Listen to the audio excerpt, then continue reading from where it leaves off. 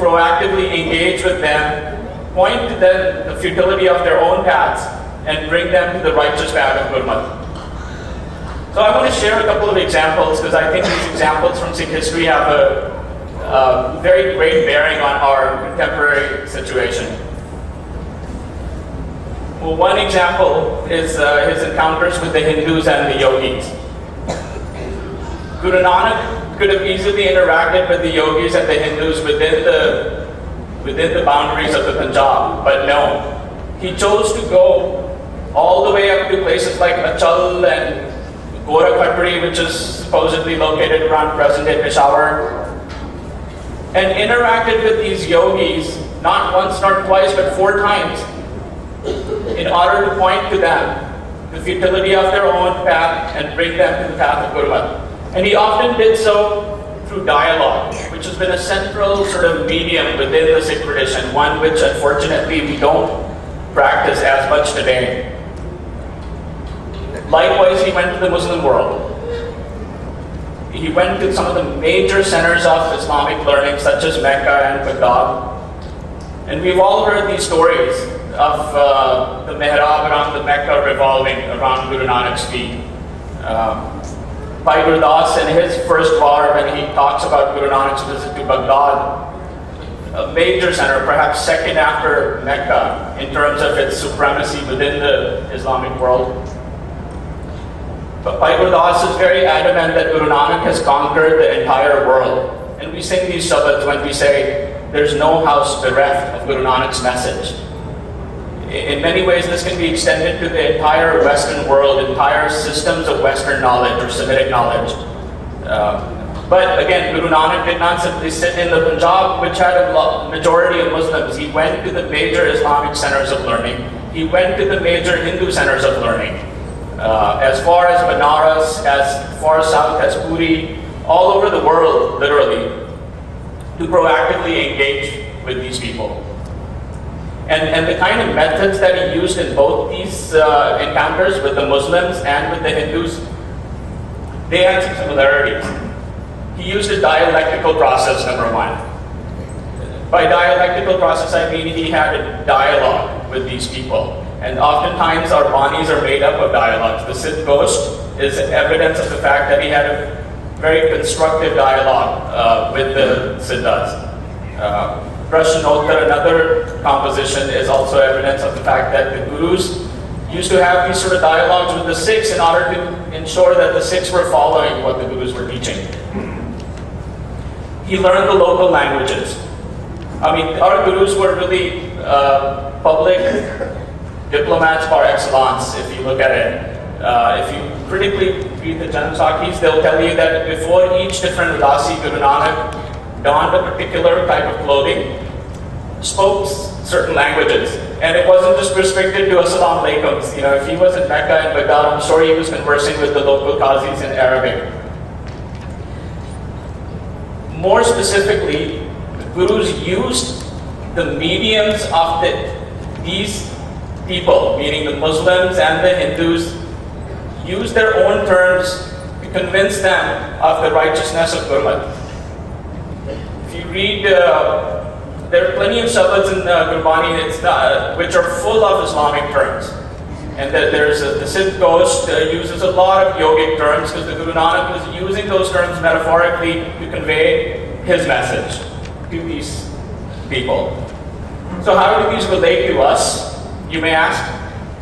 Well, we can commit ourselves to the Guru Granth and Panth by interacting with others.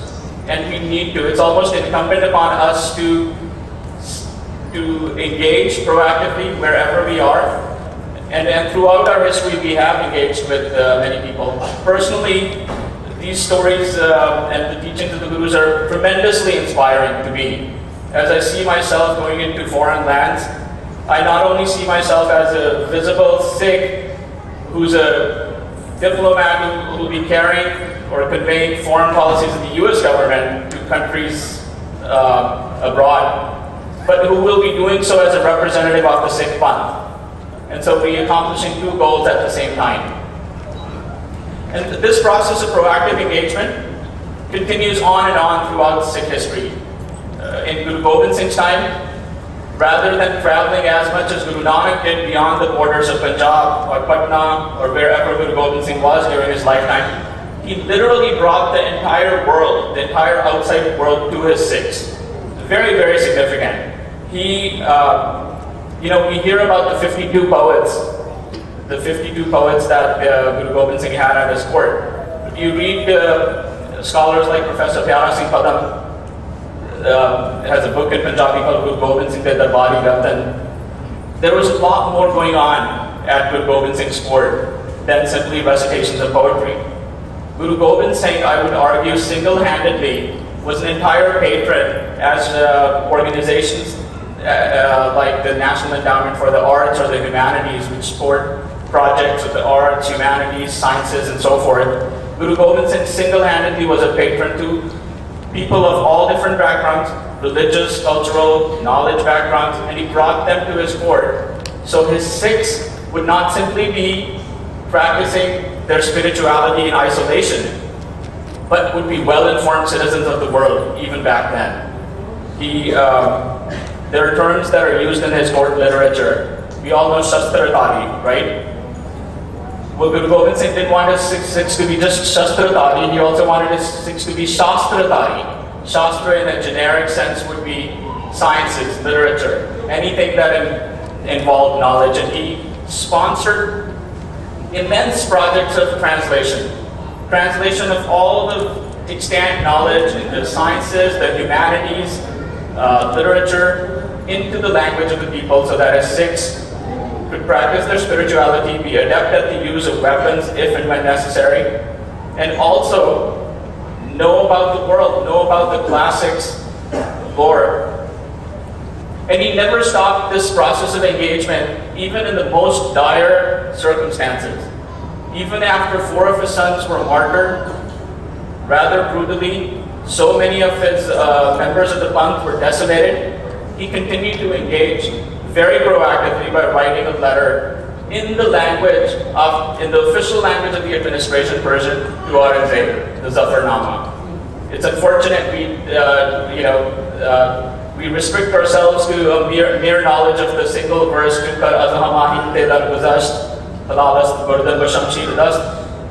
Guru Gobind Singh talks about so many other things. His belief in Akal Purakh, his grievances, and continues to re-communicate his message that he had communicated earlier to Aurangzeb and the entire royal oppressive regime, but never stopped engaging. And these examples bring us to the present time. It's not a coincidence, I would argue. Not an accident that Maharaja Ranjit Singh, when he was the ruler of the Punjab, had global advisors. For his time, it was very significant that he had generals from as far as France and Italy, to even local advisors who weren't Sikhs. The Fakir brothers, his prime minister, his physician, very prestigious Muslim family from Lahore. Deliberately and consciously, he invited not just generals, artists. If any of you have been to Lahore and seen the beautiful painting of his darbar by the Austrian painter August Schacht, Emily Eden is a name that also comes to mind. These were all people that were invited so that his subjects, again large numbers of Sikhs, could be proactively engaged with the world, and perhaps even travel to some of these countries when they would encounter and meet people from these countries. In modern day, we have examples of current examples of the Indian Prime Minister, people like Montek Singh Ahluwalia, so many people, even in the Indian Foreign Affairs Ministry and the armed forces we are well aware of. We're a minuscule part of the population. Christians in India far surpass us in numbers now. They're above 2% of the population of India, while Sikhs, I think, remain below 2%. Yet, it's not a sheer coincidence or an accident of history that we continue to represent ourselves far beyond our numbers in these high offices and in so many other walks of life. I would argue that the reason for all of this is that there is an ethos created by the Sikh Gurus